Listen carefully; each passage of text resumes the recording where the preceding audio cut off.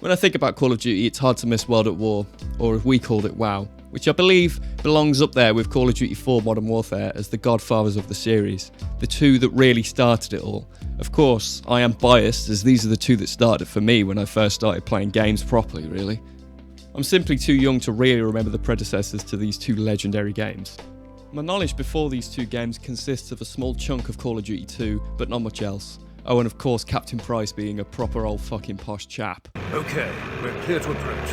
Evans, you and I will need to get below decks and find the armor. But anyway, to the matter at hand.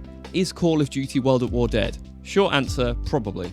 There's been 11 games since then, but anyway, let's dive a little deeper.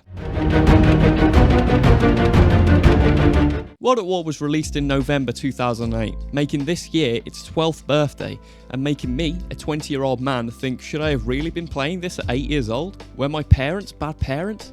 Am I spiralling off into a completely different tangent where the result is me ultimately needing therapy? Anyway, World at War is the 5th game in the series and a large fan favourite with the community, with it being the first game in the series to include the Zombies mode, which 8-year-old me and my best friend were left scarred by thanks to my older brother who set us up the mode to play, telling us, don't worry, it's easy, you'll be fine. It was not fine. This was a pretty revolutionary thing for me personally, with the game having a new mode to play, although that may have been down to me never having played a Zombies game before. The game boasts a high 9 out of 10 rating on Steam and a 95% approval rating from its players, which is seriously impressive.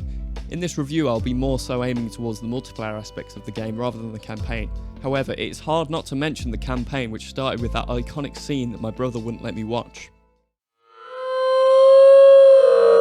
Or the absolutely harrowing start to the game and the menu music to follow.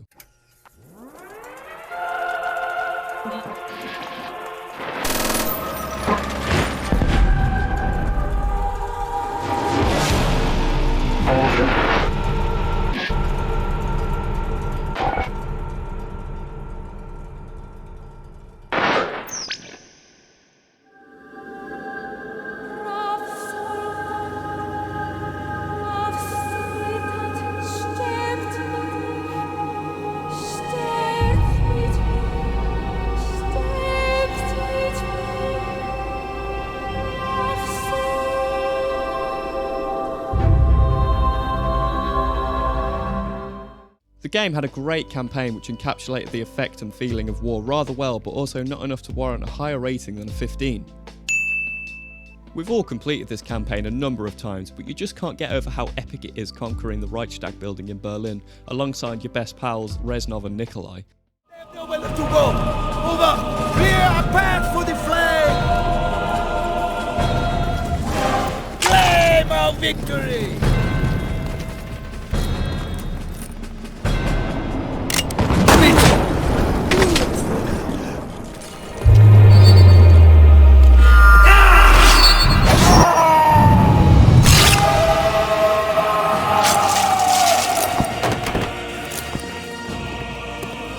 You can make it, my friend. You always survive.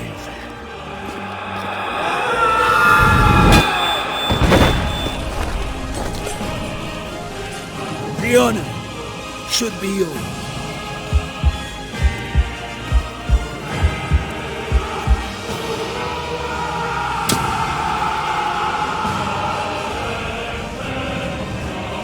As long as you live. The heart of this army can never be broken. Things will change, my friend. As heroes, we will return to Russia's embrace. As for multiplayer, there aren't any dedicated servers anymore, which is understandable, and I assume this is the same for PlayStation and Xbox. However, there are custom servers and you can in fact make your own, which I think is great if you just want to play with a few mates. These custom servers are really well populated, and I've got to say I had a lot of fun going back and playing an older COD. These days, it's hard to keep up, although it has gotten better. I'm sure I'm not the only one that was sick of the jetpacks and exosuits after around 4 CODs in a row which used them. However, I am still fucking shite at Warzone. Seriously, fuck that game. Your teammate's done in. According to this website, the average players on Steam is around 1,000 per hour, which is a lot more than I was expecting. So I jumped into an online game onto a server with the lowest ping and quickly realised, shite, I'm level 1, I've got no classes, so I had to make do with the presets, which was okay. I mean, not great, but okay.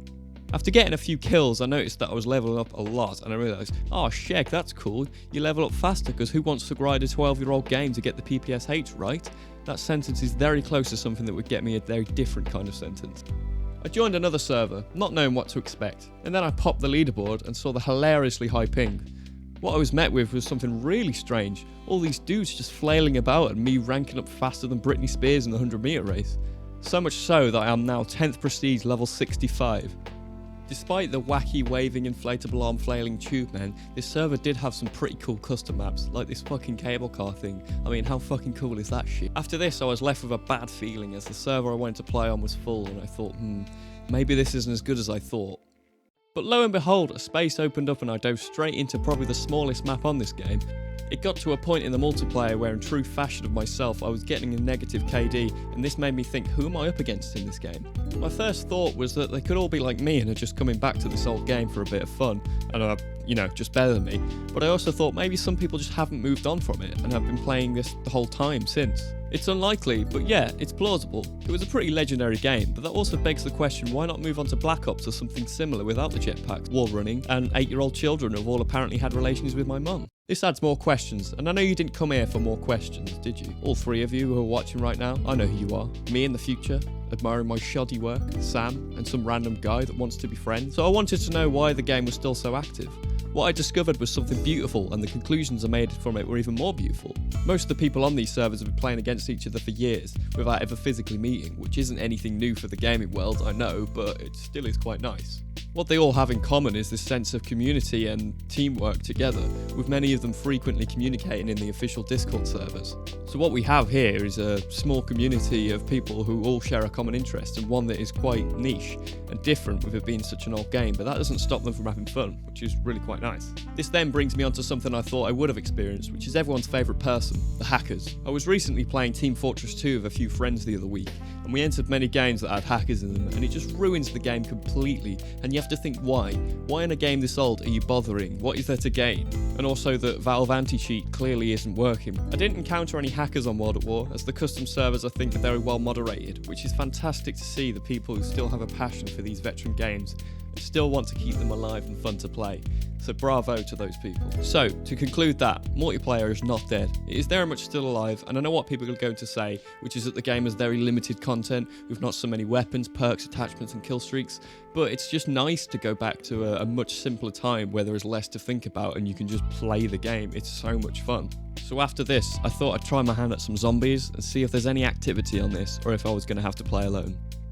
I had to play alone. There's no one playing this online, and there was just one server with someone waiting in it to play the campaign. So, I started with Nash to Untoten, which was the map that kicked off the whole Zombies series. And I had much more fonder memories of it than the reality of what it is, it has to be said. The progression in Zombies maps has been incredible, and the newer ones are just so much better. It was so slow and boring, and the most exciting thing on the map was the random box. So I'd recently just played on this map with some friends on the Black Ops 3 remastered, and they're so much better. The game just works better, there's no pack-a-punch still, but it adds perks which makes the longevity of the game so much better. Verrucht was next, and it's always how I remembered it. Tight as fuck, like me when it comes to my round at the pub. So it's too tight and too close to train, so the sit in the corner technique is the best way, just like Nacht and Der Rise, and in fact all of the maps on this card. So I sat under the shower and thought, man, what am I doing with my life? Then we had Shi no Numa, and finally Der Rise is where it finally got good, and there was finally some more interesting things to do rather than just survive. We had dog rounds, more perks, a more open map, a pack-a-punch. It was just a textbook perfect map, and still is to this day, which is why it keeps getting remastered in the newer CODs. This version of Zombies, however, does make it easy to say that thing that all girls want to hear. Yeah, I knifed till round 3. So, to round off, is Call of Duty World at War dead? Yes and no. There's a great community of servers to play on that are running 24/7, which are absolutely brilliant and are super fun. However, there are some weird ones that just level you up and have what I think bots in them, with fantastic ping. I'm not too sure. The campaign is the campaign. It's exactly how you remembered it. It's just pretty cool. As for zombies, buy a more recent COD and play zombies on that. It's great to go back to them, but the game is super clunky, dated, and not as fun, but I guess that's the challenge. Thanks to that clunkiness, and with the game having nothing to do in the own zombie maps, it does make them a lot scarier to play. Fuck me, I was shitting myself on Verruckt thanks to those scary noises. No wonder 8-year-old me was having nightmares. So in conclusion, it's not dead. If you want to go back and play some multiplayer and relive those days you had 12 years ago, then it's super fun and you should definitely go back if you have the chance, even for just a while. But for anything other than that, oh wait, fuck me, Custom Zombies, I completely forgot. Yeah, Custom Zombies is great, you should definitely play that, like definitely check it out. Like I played a shit ton of it like 5 years ago, and there's some brilliant maps out there from some really creative people. You should definitely give them a look in. So yeah, basically, is there anything that you think I could have gone into better? Is there anything that you would want to see that I missed? Is there anything that I missed? Just let me know down in the comments below. Apart from that, thank you for watching. This video was a ton of fun to make and to go back and play that really old game. Please like and subscribe if you haven't already. If you're interested in playing and talking with us, you can join our Discord server in the description below and follow our socials. It helps us out massively. But for now, see you later. Thank you.